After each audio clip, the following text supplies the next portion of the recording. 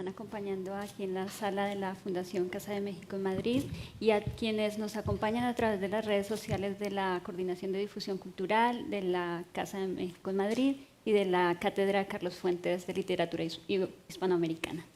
Les doy la bienvenida. Muchísimas gracias a nuestras 4 participantes de hoy, Rosa, Selva, Cristina, Brenda, amigas, colaboradoras muchas veces, con quienes ya hemos más o menos estos días también discutido algunos de los temas y de los libros, de los fenómenos sobre los cuales quiero que compartan con el público algunas reflexiones.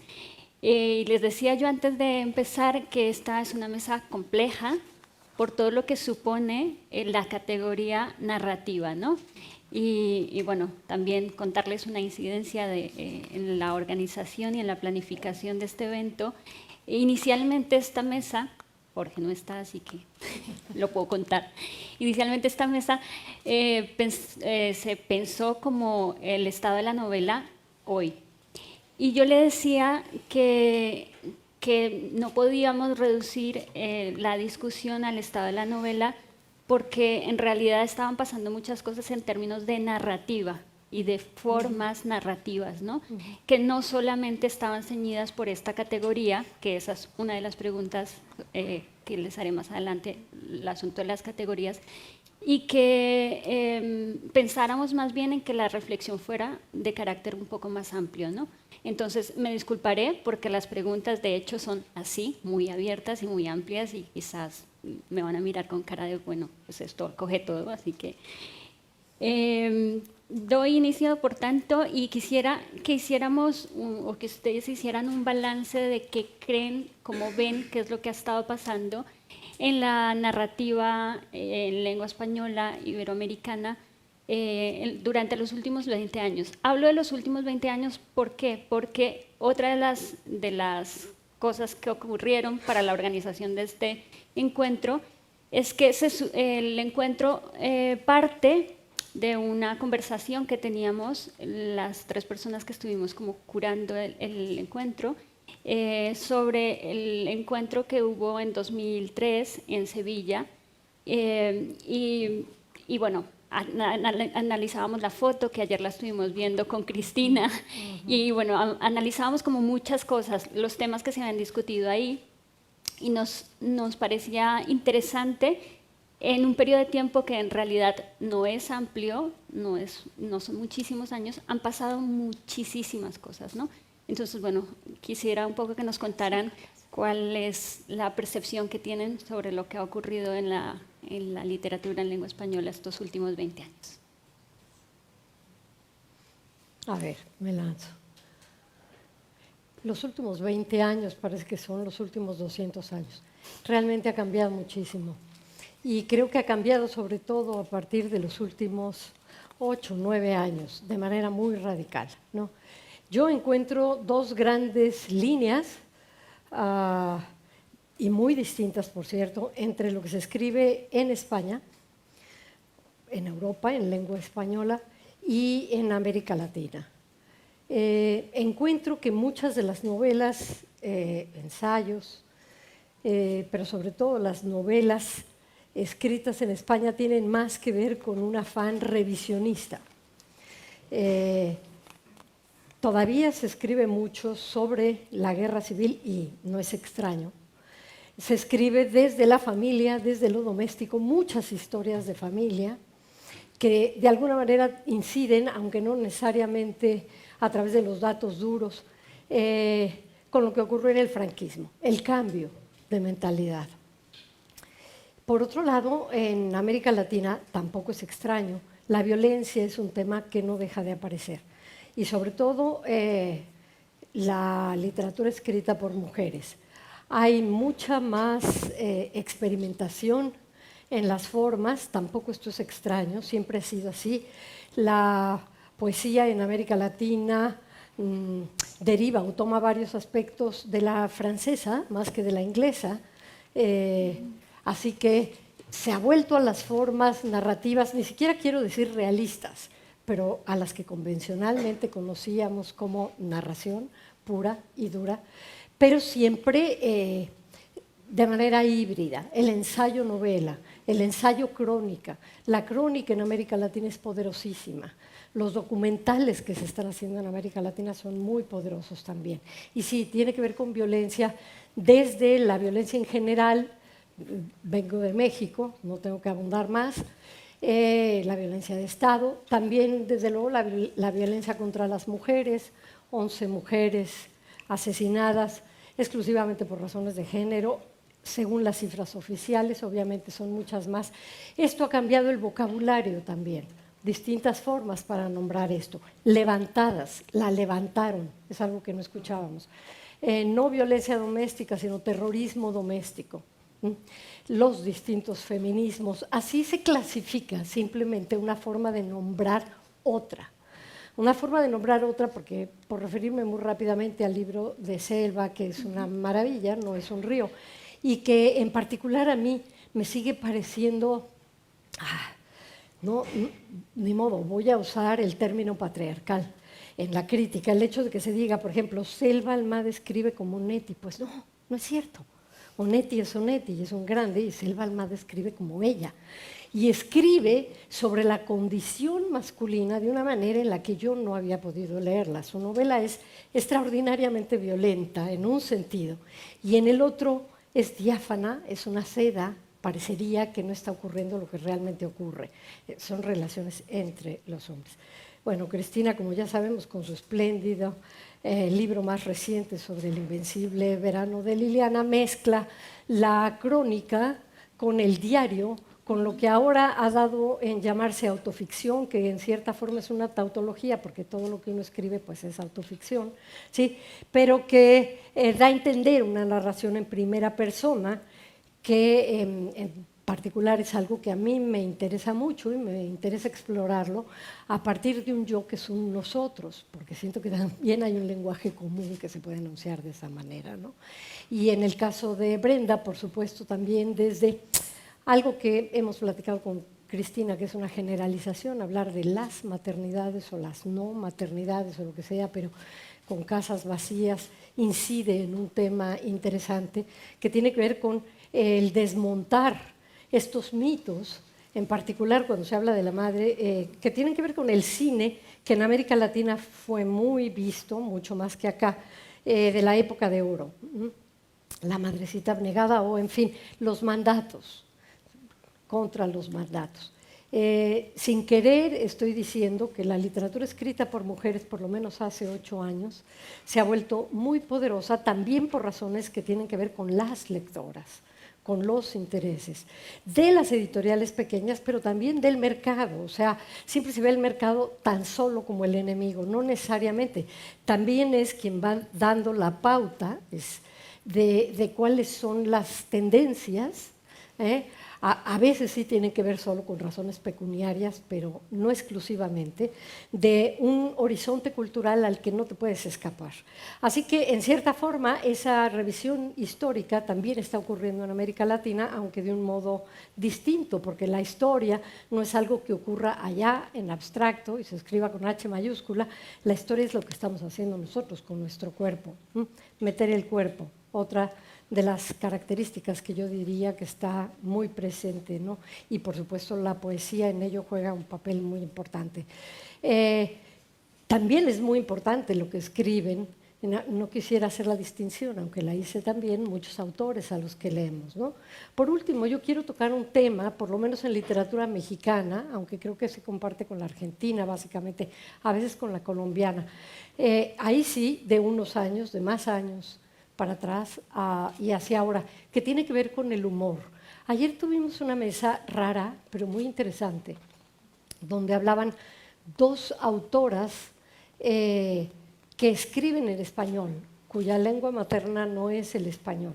Y resulta que una de ellas tradujo Las aventuras del soldado Schweik, una de mis novelas favoritas, y siempre creí que América Latina compartía con Europa del Este el sentido del humor, la manera de romper el drama de lo que se está contando, que siempre son cosas bastante terribles, hablan desde la ruptura, desde la herida, a través del humor. Y esto lo había visto mucho, obviamente, en la literatura argentina, pero desde luego en Europa Oriental y desde hace unos años para acá en México, y salvo algunas excepciones, ahí está Héctor, en Colombia también. Pero me hizo pensar esa mesa en una teoría modesta que me acabo de inventar, y doméstica y subjetiva, que a lo mejor yo no estaba leyendo a Hasek en El soldado de Svalbard, que a lo mejor yo la estaba leyendo a ella, a Mónica, porque, bueno, ya lo decía Borges, el traductor habla más de su propia poética que de aquella obra a la que está traduciendo. Así que ya no sabré, en cualquier caso ella también viene del ruso y el ruso tiene esa particularidad del humor para contar el drama, la tragedia, y lo encuentro mucho más en América Latina. Bueno, como un primer sondeo, eso es lo que yo diría. Bueno, un montón. Sí. Bueno, gracias por mencionar el libro. Bueno, yo sí pienso en Argentina estos últimos 20 años a partir de una de las tantas crisis que hemos tenido en Argentina, que fue la del 2001, que de alguna manera permitió la aparición de muchas editoriales independientes. Y me parece que ese fue un cambio, o sea, una vuelta de 180 grados a cómo se venía publicando y a qué se venía publicando en Argentina hasta los 2000. Creo que es igual un fenómeno que por lo menos lo compartimos en Latinoamérica, por lo menos, no sé si pienso en Chile o en Perú o en Colombia, bueno, países más cercanos, esta proliferación de pequeñas editoriales, de pequeños sellos, que también abrieron muchísimo el juego. Creo que ahí, digo, más allá de otras cosas que les puedo criticar a la editorial independiente, me parece que lo genial es que vinieron como a traer un poco de aire fresco también a la literatura. Como, no sé, en los 90 había 10 escritores que publicaban y como que no había lugar para más que esos 10, que obviamente publicaban en las casas tradicionales o en los sellos. Creo que ya ahí eran grupos, ¿no? No me acuerdo bien. Y la aparición de estos pequeños sellos justamente abrió la puerta a que fuera mucho más accesible publicar, ¿no? Que fuera mucho más fácil llegar a un editor, porque muchas veces los editores de esos sellos también son escritores. Bueno, más o menos estábamos todos en los mismos ámbitos de escritores, editores. Y bueno, y eso, no sé, me parece que hizo que se perdiera un poco la reverencia a la edición, ¿no? Al libro publicado. En el buen sentido, en el sentido de que, bueno, había de repente lugar para un montón de autores y de autoras jóvenes o de autores que ya venían escribiendo hacía muchos años, pero no tenían un sitio qué sé yo, en Sudamericana, en MC, en estos grandes sellos más, digamos, tradicionales. Y bueno, y eso creo que también le dio una vitalidad a la literatura argentina, por lo menos contemporánea, una variedad y una vitalidad muy interesantes. Lo que no quiere decir que, o sea, no quiere decir que todo lo que se publique en esas editoriales sea una literatura que a mí me guste, pero sí esto, ¿no? Que hay como lugar para un montón de voces y un montón de estilos, si querés, no me gusta hablar de estilo, pero bueno, sí, de voces narrativas, en la poesía también. Bueno, Argentina es un país donde hay muchos poetas. Y la verdad es que también es un país al que no se le da mucha bola a la poesía, no hay una formación de lectores de poesía. Digo, en la escuela es más natural que nos enseñan a leer narrativa que poesía. Y si no fuera también por estos sellos muy pequeños que publican poesía, la poesía de verdad no tendría lugar, no tiene lugar en los grandes sellos hoy día en Argentina. Así que no puedo como separar lo que es la escritura de también esto que de algún modo habilita todas estas formas distintas y personales y particulares y de escribir y que bueno, que eso pueda entrar en circulación, aunque la circulación ya también es otro tema de que quizá hablemos después, que es un tema súper complejo, creo que no solo en Argentina, sino en Latinoamérica, toda. Pero bueno, yo diría que como característica o como rasgo distintivo de estos últimos 20 años es la editorial independiente. Va a parecer que nos pusimos de acuerdo, pero la pregunta está aquí, lo de la circulación, así que... Ok, bueno, me quedé con la duda, Rosa, decías que algo había pasado dijiste hace 10 o 8 años, después repetiste hace 8 años. ¿Qué pasó hace 8 años? ¿Tienes un evento histórico en mente, algún evento literario o es nada más un número? Bueno, como he trabajado tanto tiempo en la universidad, en la dirección de literatura, he visto a través de las colecciones cómo aumenta de manera exponencial, es como el milagro de los peces y los panes de la santa multiplicación. La aparición de las autoras en los distintos géneros y de colecciones expresas, ¿no? Y solo dicho brevemente, porque ya sé que lo vamos a tocar en el tema de la circulación, es que siempre pensamos en las editoriales, grandes o pequeñas, y pensamos en los medios y los suplementos. Han desaparecido totalmente y a partir desde hace 8 años mucho más, ¿no? Y en papel ni hablar. Pero en cambio, a través de estos encuentros también viajan los autores y ahora sus libros, ¿no? Ok, no, bien, bien. Es que hiciste un mapa, hicieron las dos ya un mapa increíble. Yo solo voy a añadir algunos ejemplos, algunos otros rubros que creo que son importantes. Ayer, en efecto, estábamos viendo esa foto del 2003, de hace 17 años.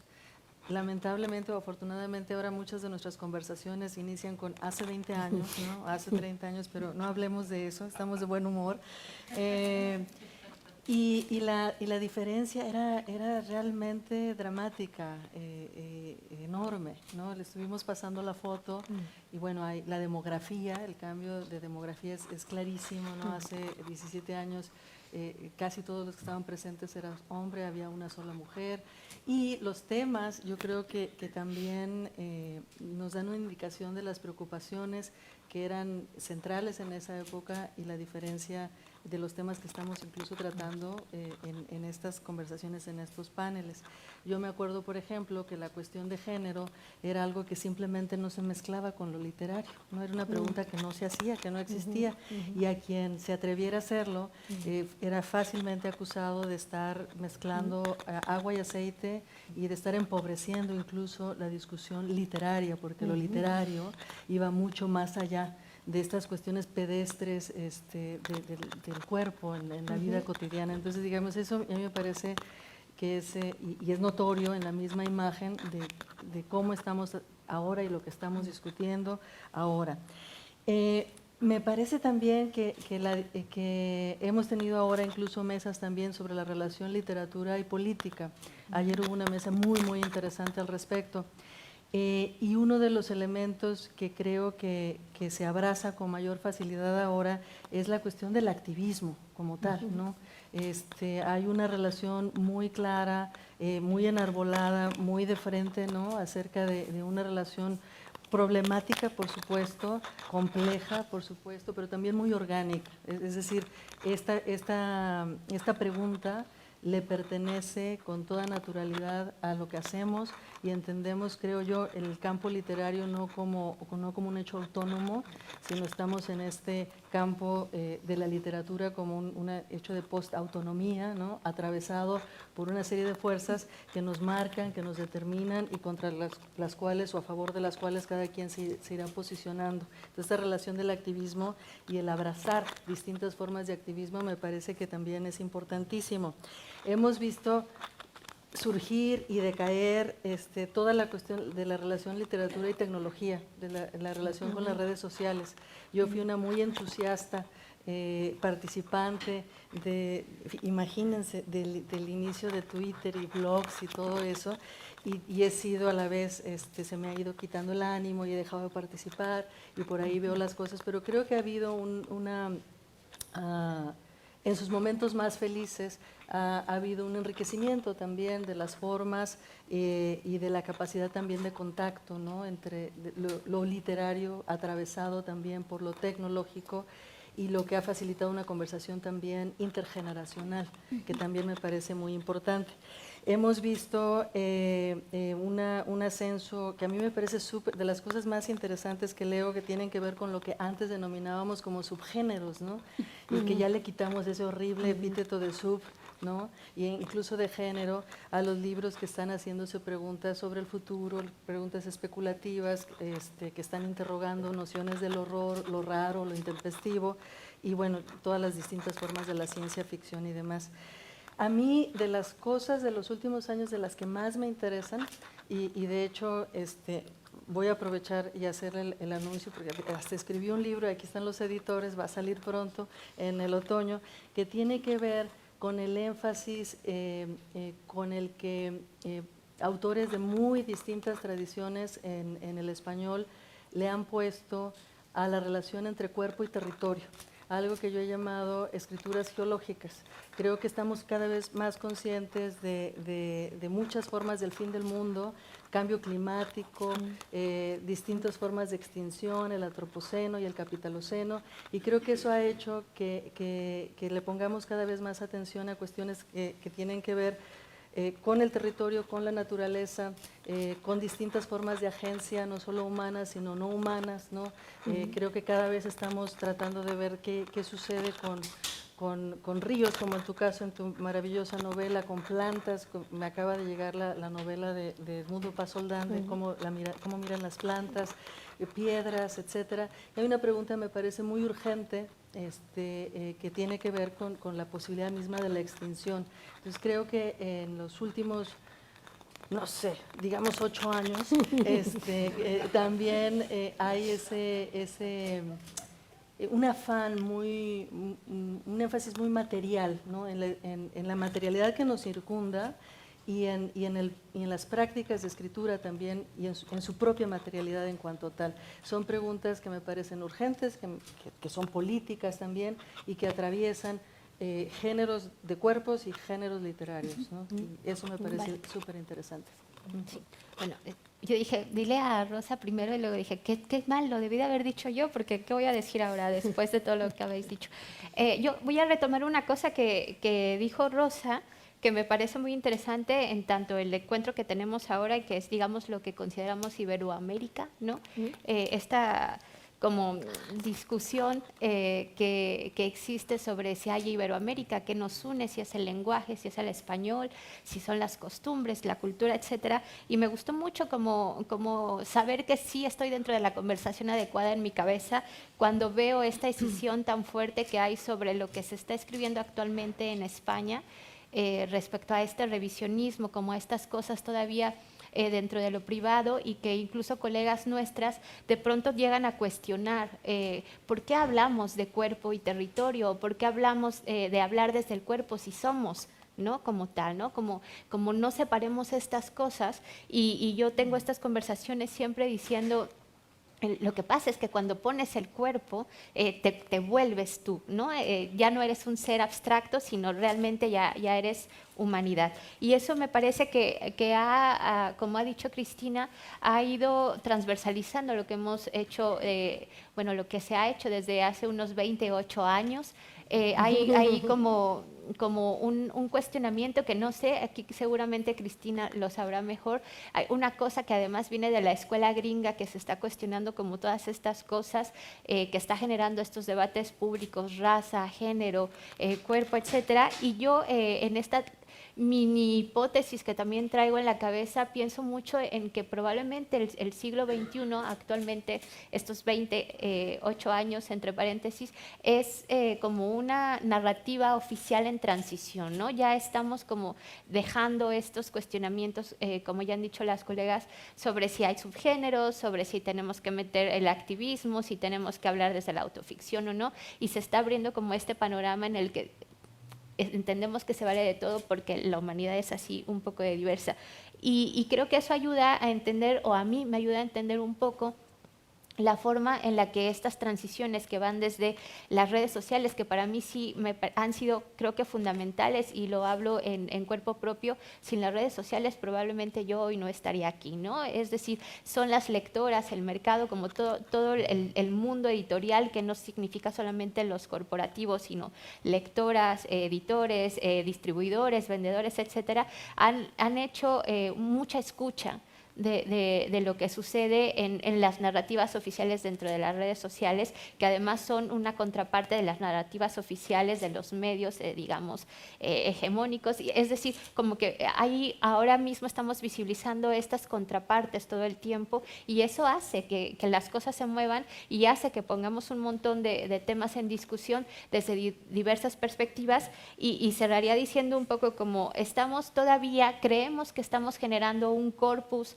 un poco homogéneo al estar utilizando la lengua española como tal, pero en realidad hay unos matices ahí muy interesantes dentro de España, dentro de México, ¿no? Las diversas formas en las que nos comunicamos en el norte, en el sur, en el centro, etcétera, dentro de América Latina. Es decir, nos permite tener como un estado del arte, hablar de América Latina, Iberoamérica, pero a la vez también como que desde nuestros territorios estamos haciendo estas reivindicaciones de aquí hay una cosa diferente, única o con características muy especiales que quiere decir cosas, ¿no? Y cerraría diciendo esto que digo mucho, así que si alguien por aquí ya me lo ha escuchado, perdonadme. Siento que hay muchos vasos comunicantes entre todas las lectoras, que además nos estamos leyendo las unas a las otras y nos estamos recomendando, y eso también ha sido súper fundamental. Sin ser amigas, sin conocernos, sin siquiera habernos visto la cara,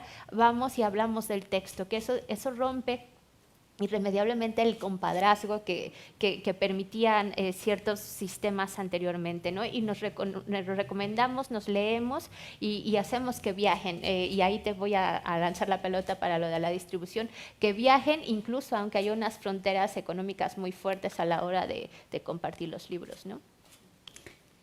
Bueno, la pregunta de la distribución, se las prometo, la vamos a abordar, pero denme un segundo porque quisiera, soy egoísta y en realidad voy a aprovechar esta oportunidad para preguntar por un asunto que a mí en particular me interesa mucho, que es una cosa sobre la que yo llevo un par de años trabajando, que tiene que ver con, ya lo mencionaba indirectamente, que tiene que ver con los géneros, con las etiquetas, con las marcas, ¿no? Con lo restrictivo que puede ser, por ejemplo, hablar de novelas o hablar de categorías subgenéricas como ciencia ficción o literatura gótica o fantástica, o todas las que también en este reciente auge de autores y de propuestas se le han ido asignando a ciertos grupos de autoras y autores, ¿no? Se nos quedan cortas las etiquetas, se nos queda corto esta quizá estructura que viene tal vez vinculada del ámbito académico para describir, hablar, discutir sobre las prácticas literarias iberoamericanas actualmente, y pienso en particular, les digo, soy egoísta y estoy aprovechando la ocasión, traigo la lista así para que no se me quedara, la obra de Karina Sosa, la obra de Alejandro Zambra, Facsímil. Aquí en España hay una autora que se llama Lucía Bonet, que tiene un libro que se titula La voz del padre, la voz de la madre, que es impresionantemente curioso, bonito, pero es difícilmente clasificable, o incluso ni siquiera les puedo decir argumentalmente trata de, porque elude también esa forma de escribirla. Estoy pensando también en el libro de Patricio Trumbuck, el que acaba de publicar, el libro de los sueños. La compañía Verónica Gerber, que toca estos temas sobre los que estaba hablando Cristina hace un momento, el propio libro del Invencible Verano de Liliana, Chicas Muertas, en tu caso, la obra de Pablo Cachagdián, o sea, que son no es novela, no es ensayo, el libro de Verónica no es cuento, retoma un cuento, hay un ejercicio de apropiación, hay un ejercicio de experimentación, en las formas, incluso en la materialidad de la escritura, ¿no? ¿Qué pasa? ¿Cómo nombramos esto? ¿Hay alguna manera de hablar y de asumir y de cómo describir esto que está ocurriendo? Porque veo que es un fenómeno que atraviesa, eso sí, la literatura de Iberoamérica. Bueno, lo que pasa es que la academia se quedó atrás hace 8 o 20 años. ¿No? Los programas en las universidades mantienen un discurso que no es vigente y que no responde a lo que está ocurriendo. Y entonces el ámbito de los lectores va a través de ríos subterráneos, navegando y construyendo sus propias corrientes. No hemos tocado el tema de Amazon, por ejemplo, o de del libro virtual. Es cierto que hay una vindicación del libro en papel, que hasta hace poco el invento Gutenberg, hace unos 8 años a lo mejor, estaba siendo satanizado. Sin embargo, a mí Pilar Reyes me dijo que en la pandemia habían vendido, en Alfaguara, Random, etcétera, más libros en papel que en ningún otro momento de la historia. Le pregunté por qué. Claro, Barcelona es un lugar aparte, ¿no? Pero aún así sucedió en varios países. En México se vendió mucho también, porque se consideró por primera vez, y gracias al confinamiento, que era parte de la canasta básica, que uno tenía que imaginar, que uno tenía que leer. Y a diferencia del teatro o de la danza, realmente la pasaron muy mal los artistas, porque eso sí, lo performativo tiene que darse en persona. Era muy difícil ver el teatro a través de las pantallas. En la literatura de pronto hubo otras maneras, incluidos los clubes de lectura, que me parecen la gran cosa, hablando de distribución.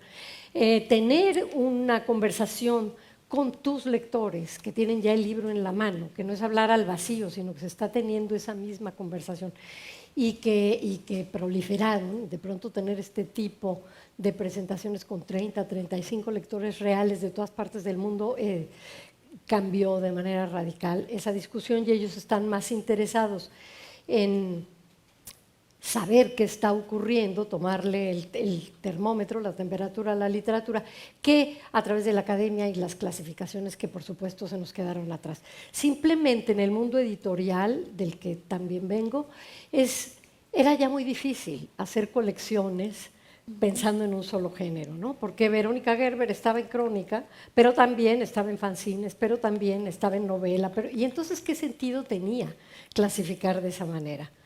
Teníamos que ampliar el concepto de literatura, incluso de poesía expandida, de poesía con el cuerpo, de poesía con música. Todo esto que se está fusionando, esta hibridez, es otra característica mucho más acentuada que la que ocurría hace 8 o 20 años, sin duda, ¿no? Y se va a acentuar todavía más, porque ahora el papel de las lenguas nativas, y no solamente me refiero a las lenguas indígenas, me refiero yo soy, por alguna razón que siempre voy a desconocer, miembro de la Academia de la Lengua, no sé, como una infiltrada soy ahí.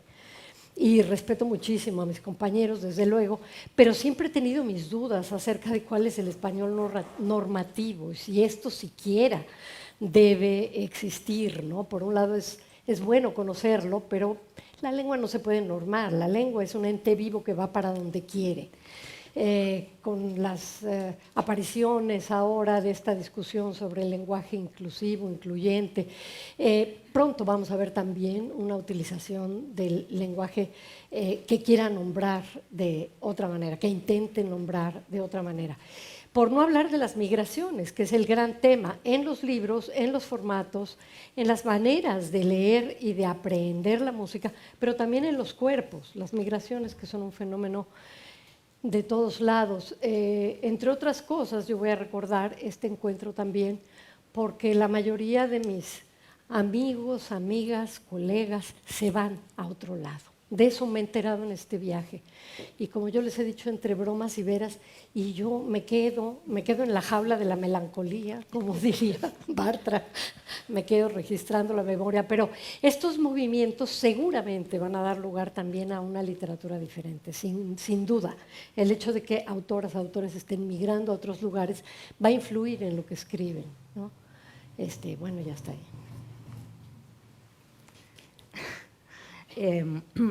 Bueno, yo como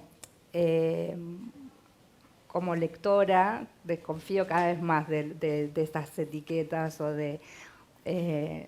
sí, de compartimentar, bueno, esto es una novela, esto es... Me gusta más cuando atisbo alguna cosa híbrida, cuando digo, bueno, esto no sé bien qué es, no sé dónde se encaja. Y de hecho, si pienso en mi propia escritura, aquello que está dentro de la caja de una novela, ¿no? O en el estante novela de la librería, yo que sé el proceso de escritura, digo, bueno, pero si acá yo sé que acá hay, no sé, esto sale de una anécdota que me contaron, acá hay un episodio no sé, de mi propia infancia que yo se lo pongo a los personajes.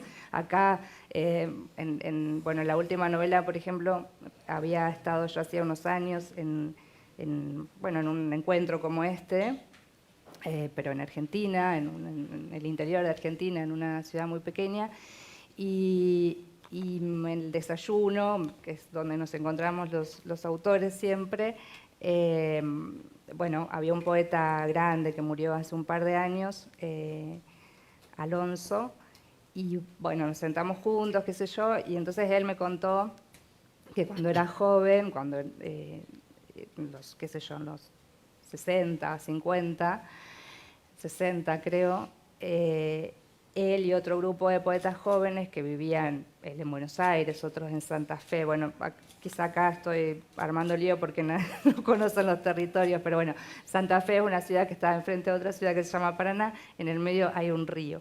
En ese momento, ahora hay un túnel que conecta las dos ciudades, en ese momento no había túnel y había que cruzar el río en balsa, ¿no? Y en Paraná, en esta otra ciudad, vivía el poeta más grande de Argentina que se llama Juan L. Ortiz, que era como ya era viejo y era como una especie de gurú de todos estos poetas jóvenes. Entonces Alonso me cuenta, voy a ir a la anécdota, que bueno, cruzaban en la balsa con estos jóvenes poetas todos para ir a charlar con Juan L., y bueno, que él vivía al lado del río, entonces al atardecer salían a caminar por la costa y Juan L., bueno, iba hablando y ellos iban atrás de él escuchándolo. Y a esa hora, a las 6, 7 de la tarde, en el río se levantan nubes de mosquitos así muy voraces y bueno, estaban todos así como tratando de sacarse los mosquitos de encima y que Juan L. iba hablando, bueno, yo me lo imaginaba así gesticulando, ¿tá? Y que los brazos se le ponían negros de mosquitos y que cuando tenía los brazos negros de mosquitos, él solamente hacía un gesto así, pasaba la mano y los mosquitos se iban, ¿no? Bueno, me pareció hermoso y además muy, bueno, si leyeron o si vayan a leer a Juan L. Ortiz y se van a dar cuenta de que tiene mucho que ver con el personaje, esto que él contaba, que Alonso contaba. Bueno, después, cuento esto para decir que después, cuando yo estaba escribiendo No es un río, le puse ese gesto a un personaje que no le llega ni a los talones, a Juan L., que es un personaje ramplón, del montón, pero tiene ese gesto poético. Eso es un guiño, digo, eso lo sé yo, bueno, ahora se los cuento a ustedes, pero quiero decir, bueno, eso también está ahí y es algo que alguien me contó que lo hacía un poeta, y acá lo hace un personaje que es un ordinario, una persona casi así sin ningún rasgo poético precisamente, pero bueno, lo pongo ahí y entonces qué sé yo cuánto de tal cosa, no sé, de hecho, muchas veces en la novela, bueno, hay una pesca de una raya gigante y tal, no importa, pero yo muchas veces de chica vi esa foto en el diario, porque cada tanto, yo soy de una zona donde hay ríos y y aparecen estos animales gigantes. Y cada tanto alguien pesca uno y entonces la típica foto del periódico local con el animal colgado y los pescadores al lado. Bueno, eso también está en la novela. Entonces voy a esto, digo que aún lo que llamamos novela y que se supone un género, bueno, súper, qué sé yo, ya estudiado, clasificado y visitado, también tiene estas otras cosas que vienen de otros lados. Entonces, voy a que cada vez me interesa más la escritura híbrida que aquello que rápidamente podemos decir, esto es un cuento, esto es una novela, esto es tal cosa, ¿no? Sí, completamente de acuerdo. Para responder esa pregunta tengo que aclarar, y ustedes tienen que saber, que tengo muchos años dando clases de lo que en Estados Unidos llamamos escritura creativa, ¿no? Entonces, cuando uno hace ese tipo de talleres, tienes que ponerle títulos a tus clases, tienes que encontrar un lenguaje para hablar de cierto tipo de trabajo. Entonces, claro, ahí es donde se nota mucho más que estas etiquetas pues no, nos orientan más o menos, por algo las seguimos utilizando, hay un cierto sentido de orientación, pero realmente su eficacia para poder denominar y más explorar críticamente lo que se produce de manera contemporánea, pues es cada vez, es muy mínima y cada vez menor, ¿no? Entonces, parte de lo que he estado haciendo en los últimos años, 8 tal vez, un poquito más, para volver al término, ha tenido que ver con hacerme de un lenguaje, de una serie de conceptos con los que pueda hablar de estos fenómenos que aparte a mí me interesa mucho. Es el tipo de libro que me emociona, al que voy casi naturalmente y con el que me gusta estar en diálogo. Entonces, por ejemplo, a mí me ayudó muchísimo este concepto del que hablaba hace rato, lo de hablar de escritura en lugar de hablar de literatura, por ejemplo, ¿no? Que ese fue una especie de revelación que en mucho tiene que ver este trabajo de Josefina Ludmer con las literaturas posautónomas, en el sentido de que si algo es literario o no es literario, creo que es una pregunta que nos atormenta cada vez menos. Estamos, creo, viendo otro tipo de efectos de distinto tipo de escrituras que pueden alcanzar o no, rechazar o no este estatus de lo literario en cuanto tal. Pues habiendo un poco quitado esa abrumación de la cabeza, creo que ha sido como más interesante pensar en cómo le vamos a decir estas cosas. Yo he tenido cierta reticencia a utilizar la palabra híbrido porque me parece que hay poca potencia política en el uso de este término. Yo lo que he utilizado sobre todo es la palabra colindancia. En Estados Unidos, en estos MFAs y en estos programas, usualmente es lo que le llaman cross-genre, ¿no? Es lo que está los géneros cruzados, los transgéneros, etcétera, etcétera. Y a mí me gusta lo de la colindancia porque es algo que tiene que ver con fronteras, ¿no? Con lo que ocurre no de un lado y de otro de líneas que dividen, sino lo que ocurre en la línea en cuanto tal.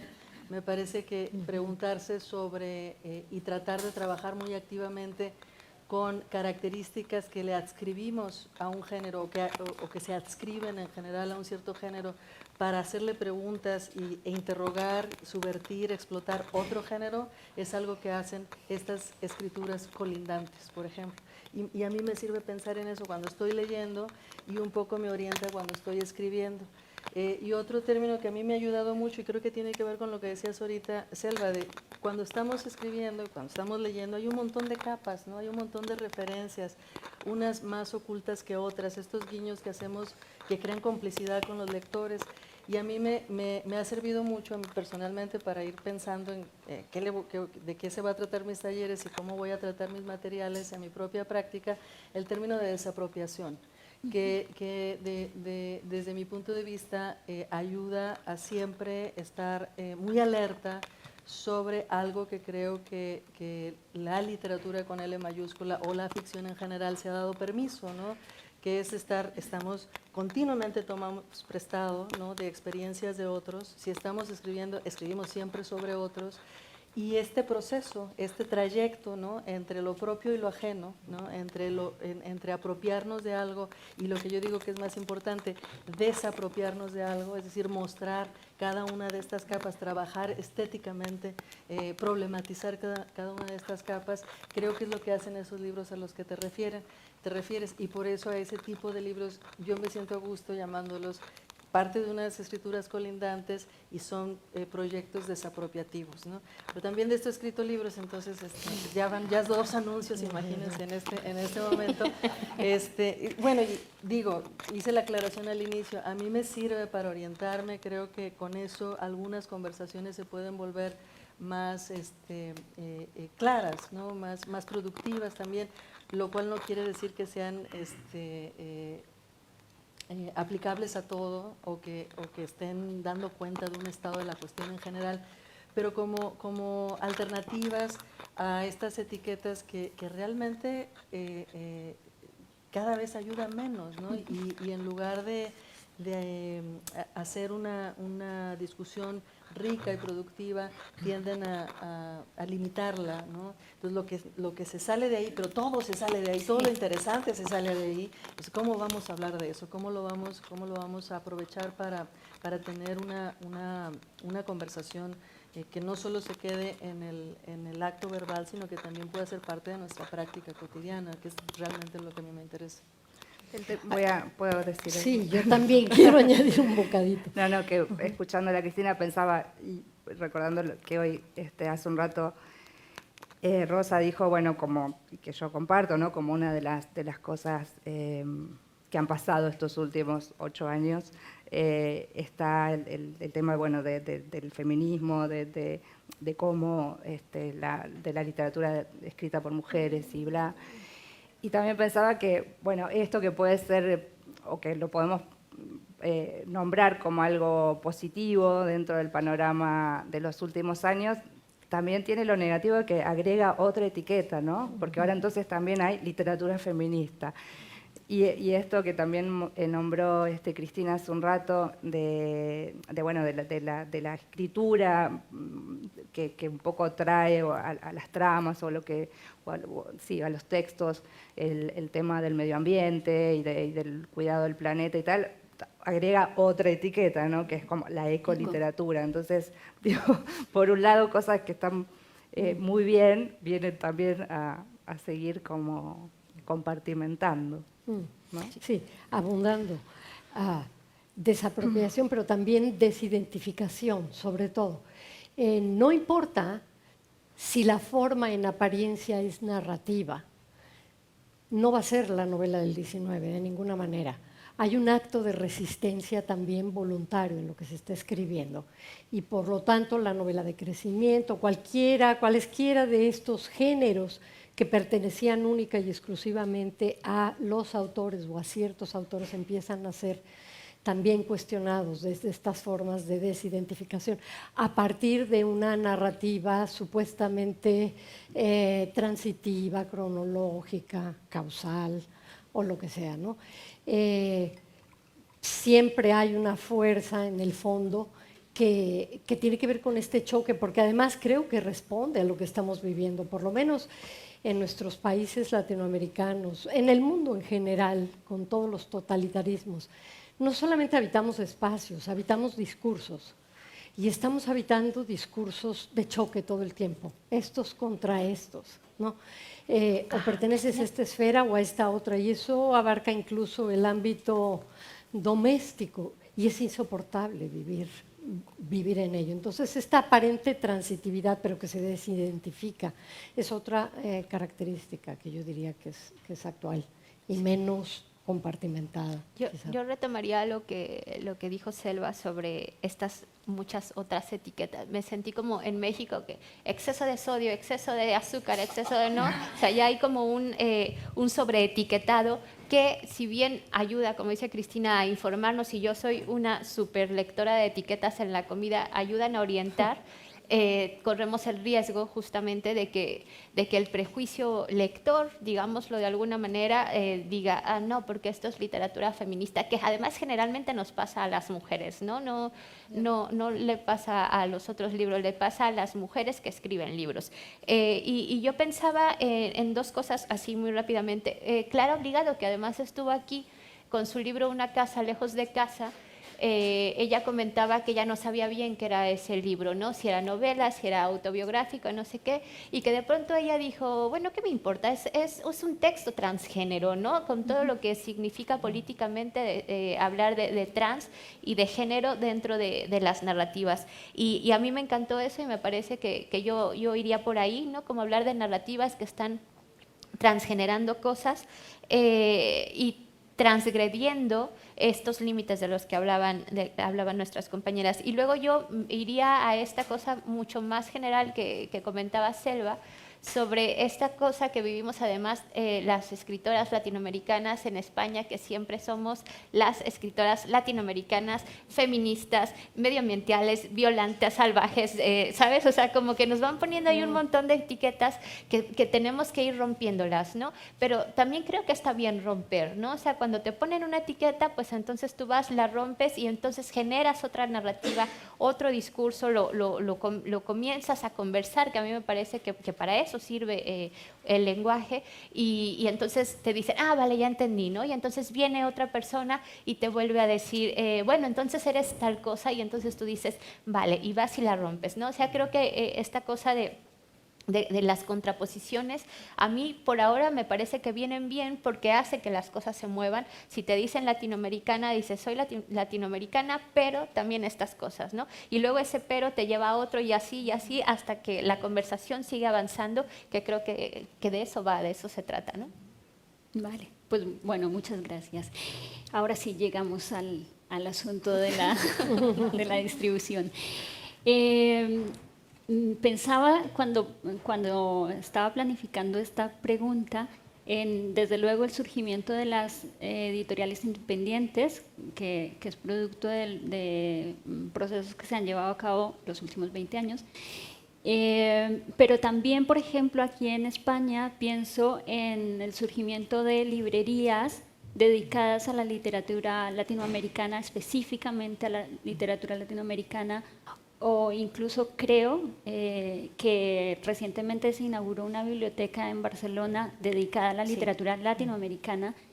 ¿En qué medida este fenómeno de las editoriales también ha permitido que existan espacios para este otro tipo de obras? A mí me cuesta, con lo de las etiquetas, me cuesta además incluso decir libros, porque hay algunos que no se ajustan materialmente al concepto libro, ¿no? Pienso en una obra que a mí me parece alucinante, la de Viviana Benchushan, que tiene 4 formatos distintos, uno es una caja, o sea,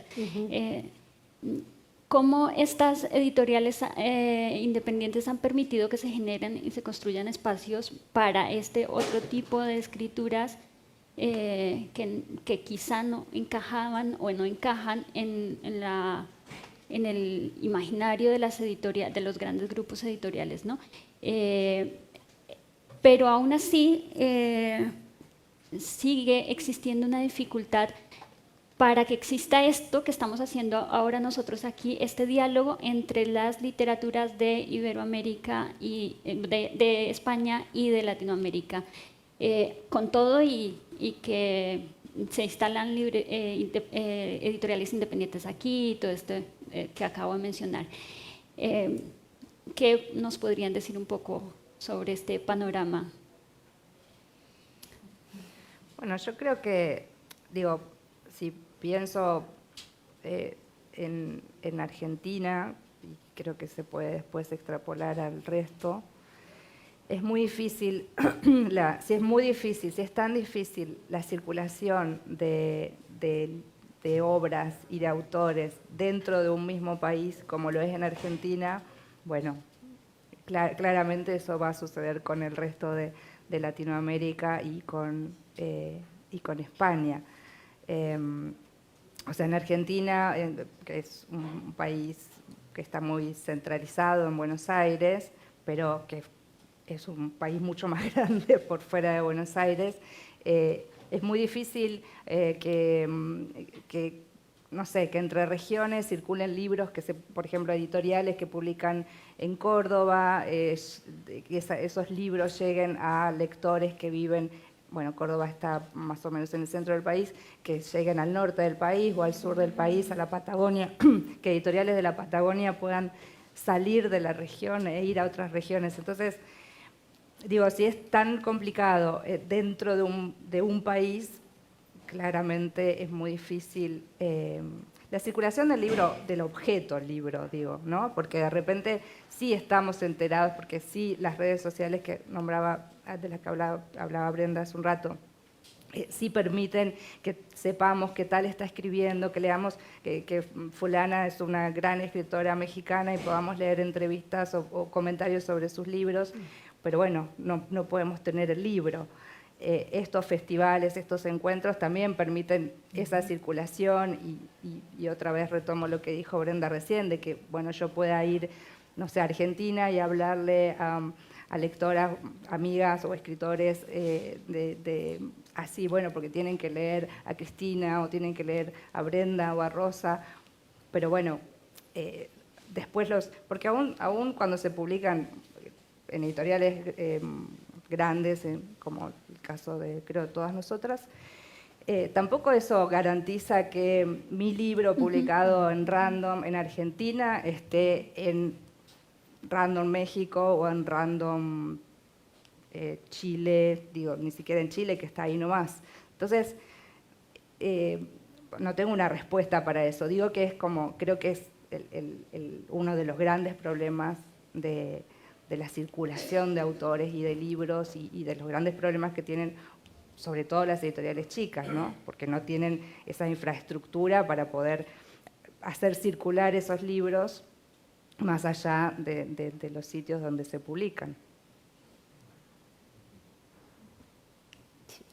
Bueno, si quieres yo retomando porque iba a hablar justamente de Victor Goldville, que acaba de sacar una novela que se llama Modesta Dinamita, espero haberlo dicho correctamente, que Víctor está acá, ¿no? Está con Vladi Ríos, y yo le decía, vamos a hacer algo, ¿no? Estás aquí, ahí está la tapeinada, ¿sabes? Hay como algo que se puede hacer, y él me decía, la propia editorial me dice que no se puede, ¿no? O sea que aunque ellos puedan venir de Argentina y puedan traer unos ejemplares, por los códigos comerciales no podemos hacerlo, ¿no? Y eso me parece como el ejemplo perfecto de dónde está el problema, ¿no? Porque es verdad que las que estamos aquí sentadas, o bueno, no, hablaré en mi caso personal, la mayoría de las veces nos compran los derechos mundiales universales, ¿no? Y eso permite que haya como un acaparamiento de los lugares o de las urbes en donde se pueden llevar y distribuir los libros, pero no pasa así con todos los países y es como, son derechos mundiales, pero el libro no lo encuentras en Chile, en Bolivia, en las ciudades de Argentina o en Colombia solo los encuentras en Bogotá, etcétera. Y lo que estamos conversando acá con colegas latinoamericanas también es como empezar a decir, a ver, vamos a preguntar por qué derechos mundiales cuando probablemente ayudaría muchísimo más a la circulación, empezar a tener como diversos acuerdos con diversas editoriales y así fomentar un poco el mercado. Que lo estamos pensando, todavía no sabemos cómo realmente si eso no sería contraproducente justo como por empezar a monopolizar las escritoras que ya, digamos, tenemos la oportunidad de publicar a estas editoriales independientes y ya no le apuesten a nuevas voces, ¿no? Por así decirlo. Nuevas voces suena terrible, ¿no? Pero a escritores y escritoras no publicadas. Entonces, yo creo que ahí el gran tema es literalmente económico, ¿no? Y que lo tenemos que discutir con los editores y las editoriales, porque no puede ser que siendo un mercado tan potente sigamos siempre a las decisiones de lo que sucede generalmente en España, ¿no? Que es de donde se lanzan los barcos hacia... O sea, es que es increíble que luego que además los barcos vienen de China, se gestionan en España y luego ya van hacia América Latina. Es un absurdo total, ¿no? O sea... el problema ahí político, económico. ¿Me recuerdas otra cosa sobre la que había estado pensando? Y es esta, bueno, se decía mucho con los escritores de los 60 que tenían que llegar a España para luego regresar y tener público en Latinoamérica. Sigue existiendo este arraigo de hay que llegar a España para que los traductores y las editoriales de lenguas no españolas conozcan el libro y ahí sí se abra el mercado. Y que se nos estaba quedando por fuera también de la discusión un pedazo de la literatura latinoamericana inmensa que no hemos nombrado, que es toda la literatura centroamericana.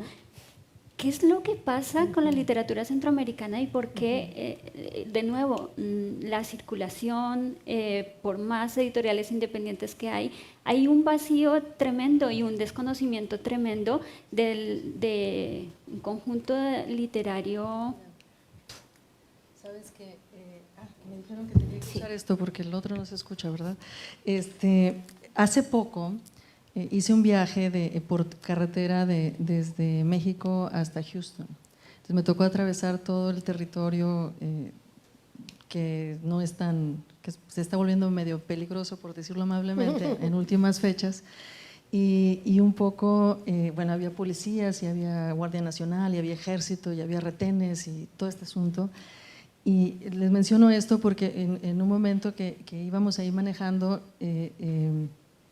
me quedó dramáticamente claro este problema de la distribución de la circulación, ¿no? ¿Qué es lo que permite que podamos estar ahí en este coche, 2 personas y un perrito, ¿no? Atravesando esto? ¿Cuáles son las fuerzas que intervienen en que haya carretera? ¿De dónde viene el peligro? ¿Qué participación tiene el Estado? ¿Está la gasolina? ¿Está el destino? Hay todas estas fuerzas que permiten o limitan este tipo de movilización, este tipo de trayecto. Y me parece que algo similar pasa con los libros o lo que va más allá del libro, ¿no? ¿Cuál es el papel del Estado, por una parte, ¿no? El papel del mercado, y por otra, que me parece también muy importante, es la academia como motores y también como limitantes, cada uno en los aspectos de los que hablamos. Porque si hablamos de ciertas literaturas que han sido históricamente olvidadas o que no se les ha puesto atención, como mencionas, ¿no? ¿Qué pasa con la literatura de Centroamérica?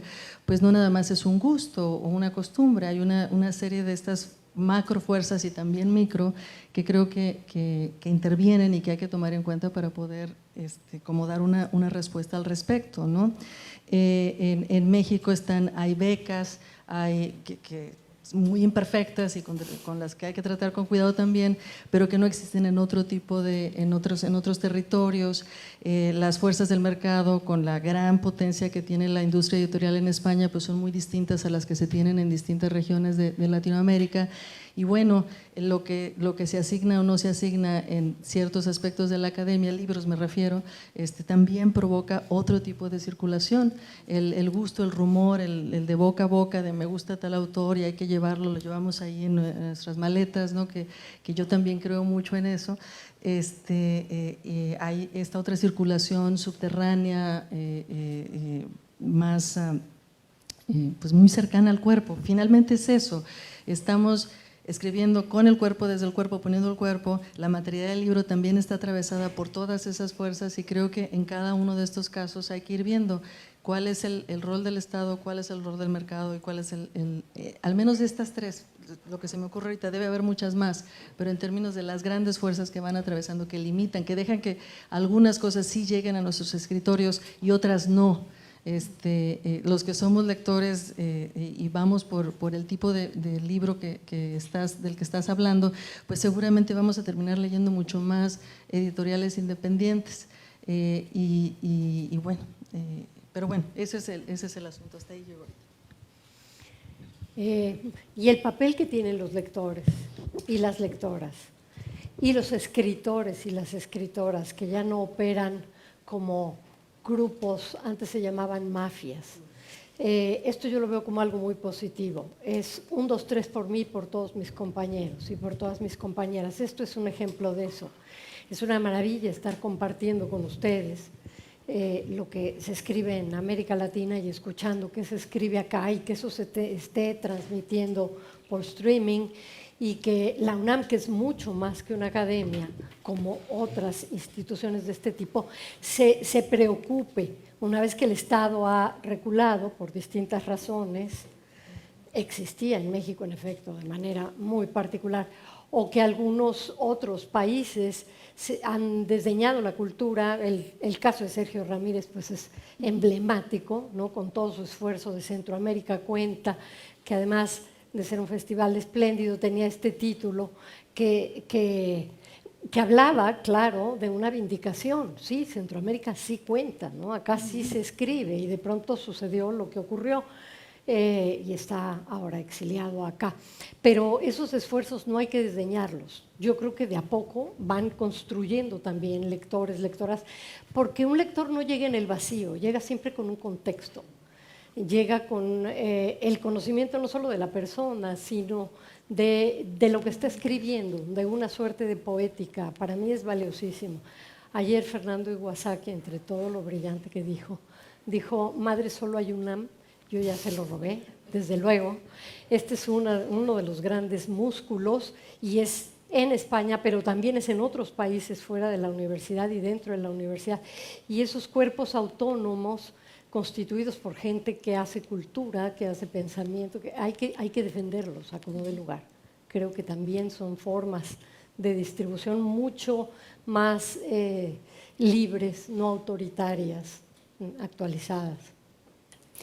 Pues 2 minutos por si tienen alguna pregunta. Digo 2 minutos. Yo quisiera solamente como agregar a todo esto y como apostarle a las bibliotecas, ¿no? Tal vez desde el Estado, con las bibliotecas, podemos hacer que los libros circulen por muchos otros territorios, o que se hagan bibliotecas, ¿no? Que Barcelona es un ejemplo perfecto de el gran poder que pueden tener las bibliotecas dentro de las sociedades, y eso en América Latina es súper urgente. Ya, cierro. ¿Preguntas, comentarios? Bueno, yo continúo con lo de las bibliotecas porque yo soy resultado de educación pública de bibliotecas. De hecho, así a manera de anécdota, yo me formé en la infancia leyendo en un bus biblioteca itinerante que llevaban a la zona apartada de Bogotá en la que yo vivía. Y la carrera la hice gracias a la biblioteca Luis Ángel Arango, que es una gran biblioteca del Banco de la República. Y sin eso, materialmente habría sido imposible, porque yo no tenía recursos para acceder de ninguna manera a los libros. Entonces, sí, yo creo que sigue siendo valiosísimo que le apostemos a esto, a pesar de que pues todo el discurso de que el libro electrónico y todo esto, pero es que hay mucha gente, o sea, estamos hablando desde una burbuja de un 10% de la población que tiene acceso a Internet, a luz, ¿sí? Desconocemos las posibilidades a las que pueden acceder los demás, ¿no? Pienso ahora, en Colombia hay una cosa que se llama el biblioburro. Hay un señor con un burrito que va de un pueblo a otro pueblo prestando libros, y este tipo de cosas a mí me parece que son muy, muy valiosas. Fernando. Y perdón por tomar la palabra, que estoy hablando mucho yo ya, pero sobre las bibliotecas y sobre la distribución. Lo que dice Brenda es muy cierto, pero me gustaría ampliar a todo el Estado español. Yo que vivo en Andalucía, creo que también puedo decir que Andalucía tiene felizmente una biblioteca pública en cada población, por más minúscula que sea, y que esa es una de las ventajas de, digamos, el estado del bienestar europeo, que nos encantaría que en América Latina pudiera tomarse nota de todo esto. Hay países en América Latina, como puede ser México, que tiene este impulso muy grande en sus bibliotecas públicas. Sobre la distribución, los que vivimos en las periferias del Estado español experimentamos esas más diferencias a la hora de leernos. Es decir, si alguien publica en Almería o publica en... No quiere decir que te van a leer en Barcelona o te van a leer en Madrid, pero hay estupendas librerías y en Barcelona también. El problema es que te lean en Murcia o que te lean en Badajoz. Entonces, se reproduce muchas veces dentro del Estado español lo que ustedes muy bien están describiendo. lo que probablemente nos debería llevar a pensar en los conceptos de centro y periferia como también conceptos colindantes, Cristina. Y me parece que echo en falta no hablar de la poesía, pero claro, la poesía es otro universo muy complejo y deberíamos darle siempre la voz a los poetas allí también. Pero en cambio los poetas sí se leen, y esto es una cosa fantástica. Es decir, un poeta en La Coruña publica un poemario en una editorial local y los buenos poetas terminan leyendo. Entonces, ocurre a veces con el ensayo, ocurre necesariamente con la narrativa. Pero quería también decirlo porque el caso de los poetas es también un caso muy especial. Es muy difícil que un gran poeta, una gran poeta, sea secreta, ¿no?, durante toda su producción. Y eso es porque los poetas están leyendo entre ellos constantemente. Y algo que quiero añadir sobre formatos. El audiolibro. Es un fenómeno extrañísimo lo que está ocurriendo con los audiolibros, que empiezan a escucharse mucho, no solamente a través de los dispositivos, ¿no?, y de los CDs. Hay un programa en la UNAM que se llama Descarga Cultura, que tiene millones de usuarios y escuchan poesía o escuchan el relato de un autor o escuchan un capítulo, escuchan incluso ensayos en forma de cursos. El que dio recientemente Loyu Ross sobre Dostoyevsky es monumental, ¿no? Tiene más de 500 visitas y el boca en boca ha hecho que esto se escuche cada vez más. Quizá porque ir en automóvil también permite escuchar, y porque, bueno, volvemos, y todo inició por la poesía, pero volvemos quizá también a tener esta, no solo disposición, sino una experiencia, un saber compartido para escuchar literatura. Y esto es algo que no ocurría hace 8 o 20 años. Bueno, pues muchísimas gracias de nuevo por habernos acompañado, por aceptar la invitación de los organizadores para esta mesa. Les damos un aplauso a nuestros invitados.